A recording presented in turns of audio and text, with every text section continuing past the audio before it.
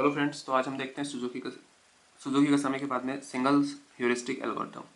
तो सुजुकी कसामी और single heuristic में बेसिकली अंतर ये है कि सेम बात तो ये है कि दोनों टोकन बेस्ड एल्गोरिथम्स है, और अंतर ये है कि सुजुकी कसामी में हम ब्रॉडकास्ट कर देते थे टोकन के लिए अपनी रिक्वेस्ट मैसेज को।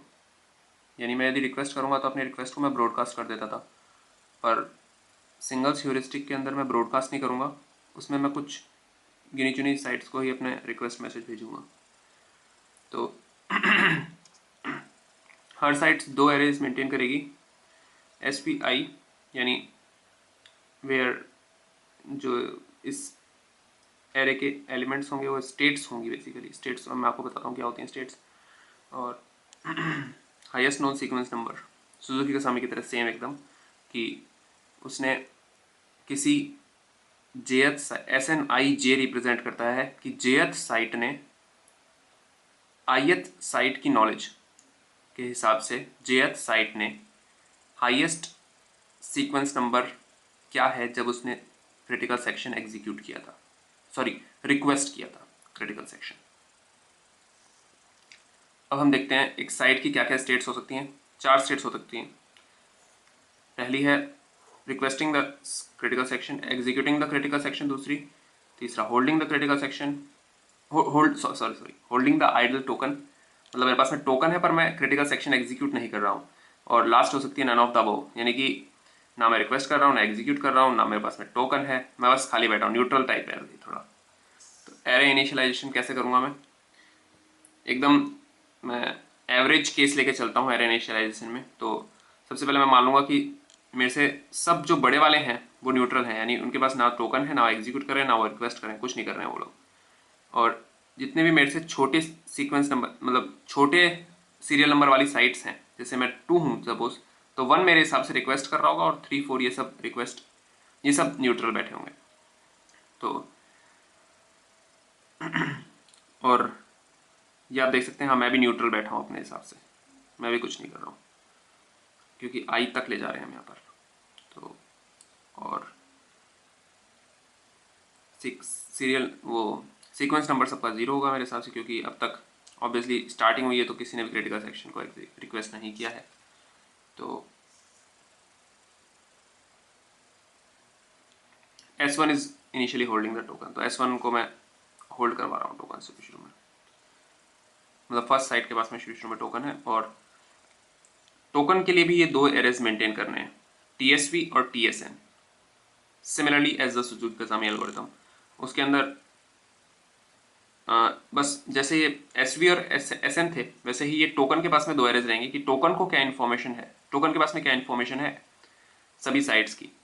तो शुरू में टोकन ऐसा मान लेगा कि सभी साइट्स न्यूट्रल बैठी हैं और किसी ने एक बार भी क्रिटिकल सेक्शन को रिक्वेस्ट नहीं किया है।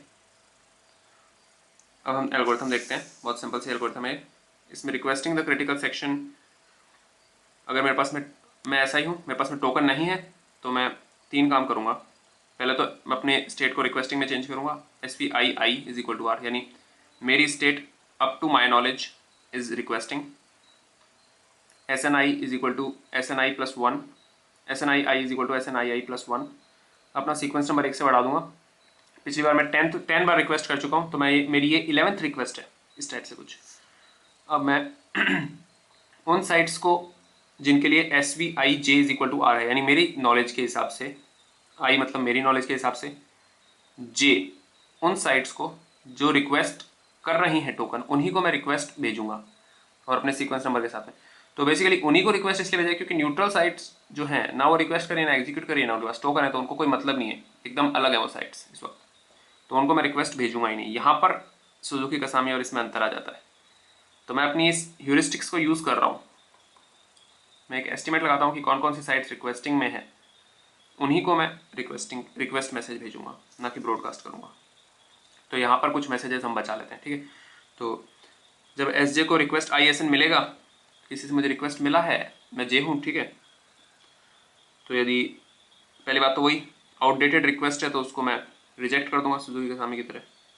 यानी कि पहले मैं जानता हूँ अब तक कि ये इतनी बार रिक्वेस्ट कर चुका है, 5 बार रिक्वेस्ट कर चुका है, और ये सपोज 3rd ही रिक्वेस्ट है, तो ये मेरे पास में पहले ही हो जानी चाहिए थी।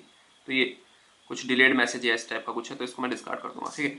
और अब सिंपली यदि ऐसा नहीं है तो मैं उस सीक्वेंस नंबर के बराबर कर लूँगा, अपनी नॉलेज को अपडेट कर लूँगा, यानी कि उस साइट के रिस्पेक्ट उस साइट की नॉलेज अपडेट कर लूँगा।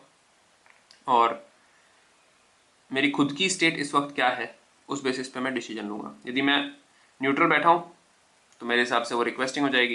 यदि मैं खुद भी रिक्वेस्ट कर रहा हूँ और यदि मुझे पहले पता नहीं था कि मुझे पहले पता नहीं था कि वो साइट रिक्वेस्टिंग में है, तो मैं अब उसको रिक्वेस्ट में करूँगा और उसको ये बता दूंगा कि मैं भी रिक्वेस्ट कर रहा हूँ, यानी उसको मैं एक मैसेज भेज दूंगा रिक्वेस्ट JSNJJ करके। ये रिक्वेस्ट मैं उसको भेज दूंगा कि भाई मैं भी रिक्वेस्ट कर रहा हूँ। सब रिक्वेस्टिंग साइट्स को आपस में पता होना चाहिए कि हम दोनों रिक्वेस्ट कर रहे हैं।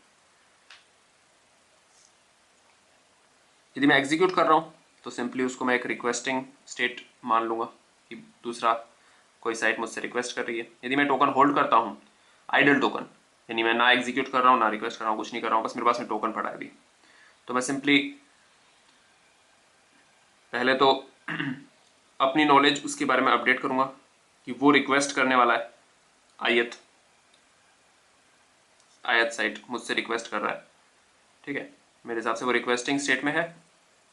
टोकन की भी जो नॉलेज है आई साइट के बारे में, उसको मैं अपडेट करके रिक्वेस्टिंग में डाल दूंगा। और फाइनली उनका जो आई का सीरियल नंबर है, सीक्वेंस नंबर है, यानी वो कितनी बार रिक्वेस्ट कर चुका है क्रिटिकल सेक्शन के लिए, वो भी मैं अपडेट कर दूंगा। और खुद को मैं एन में डाल दूंगा। एन में इसलिए क्योंकि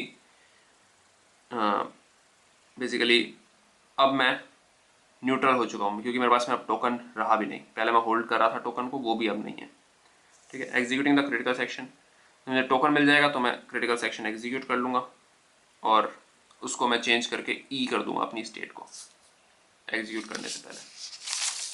बहुत सिंपल था ये। अब रिलीजिंग द क्रिटिकल सेक्शन बहुत ही सिंपल है ये भी। रिलीज करते टाइम में सबसे पहले तो एन कर दूंगा कि भाई मैं न्यूट्रल हो चुका हूँ, और टोकन को भी बता दूंगा कि मैं न्यूट्रल हूँ, तो टोकन भी अपनी इन्फॉर्मेशन अपडेट कर लेगा कि ये साइट न्यूट्रल बैठी है अभी। और सभी साइट्स के करस्पॉन्डिंग सभी साइट्स एसजे के लिए मैं बेसिकली, ये हो क्या रहा है, जो इतना हार्ड लूप जो दिख रहा है, इस कुछ नहीं है इसमें।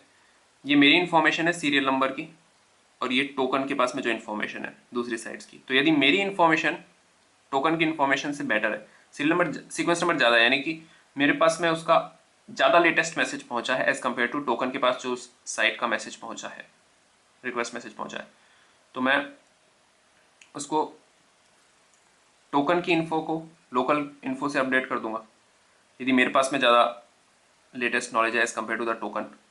वरना मैं टोकन से इन्फॉर्मेशन लेके अपडेट कर लूँगा, मैं अपडेट कर लूँगा अपनी इन्फॉर्मेशन। आप देख सकते हैं, नोट कर लीजिए चाहे तो। और लास्ट के अंदर यदि मैंने अपनी स्टेट को न्यूट्रल कर दिया था, और यदि सभी न्यूट्रल बैठे यानी कि कोई भी रिक्वेस्ट नहीं कर रहा है, तो फिर मुझे किसी को भेजने की क्या जरूरत है। मैं अपनी स्टेट को वापस से होल्डिंग में चेंज कर लूँगा और लेके बैठ जाऊँगा टोकन को, आइडल टोकन को। वरना यानी यदि कोई रिक्वेस्ट कर रहा है तो मैं ऐसे को भेज दूंगा SJ को, जो कि जिसके लिए SVIJR हो, यानी जो साइट रिक्वेस्ट कर रही है up to my knowledge. Performance n/2 होगा इसमें एवरेज लोड पे।